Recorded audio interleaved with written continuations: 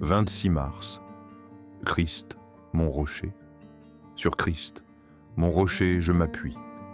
Tout autre que lui n'est que sable mouvant. La pierre qu'ont rejetée ceux qui bâtissaient est devenue la principale de l'angle.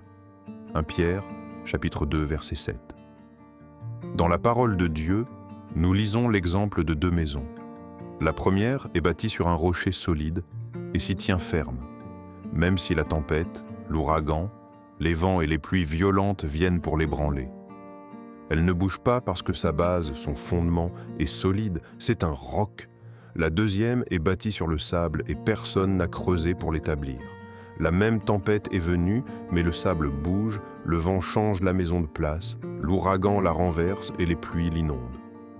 On regarde maintenant, la première maison est en place, mais la deuxième est une ruine totale. Pourtant, elles avaient été bâties sur le même plan, mais la base de la dernière n'avait pas de solide fondement.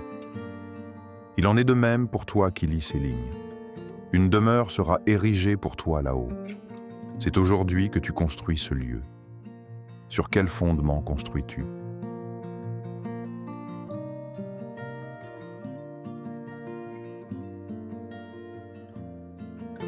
L'apôtre Pierre nous dit que notre édifice doit être bâti sur l'enseignement des apôtres, la Bible, la parole de Dieu sur Jésus-Christ, qui est la pierre de l'angle et que Dieu en est l'architecte. Bien des gens peuvent vous dire « on sert tous le même Dieu, notre maison ressemble à la vôtre ». Pourtant, leurs fondements ne sont pas ceux des apôtres, et la pierre de l'angle n'est pas Jésus-Christ, notre rocher. Il n'y a qu'une pierre de l'angle, cependant certaines personnes en ont plusieurs. Jésus seul est ce rocher.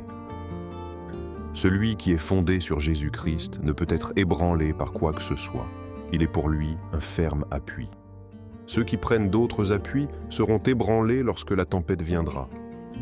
Ils pourront se demander « Comment cela est-il possible ?» C'est le même Dieu que je sers, c'est la même Bible. Voici, c'est qu'au lieu d'une seule pierre d'angle, ils en ont plusieurs et ne savent sur laquelle s'appuyer.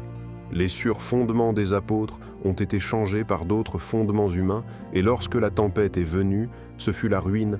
Seigneur, reste à jamais mon ferme appui.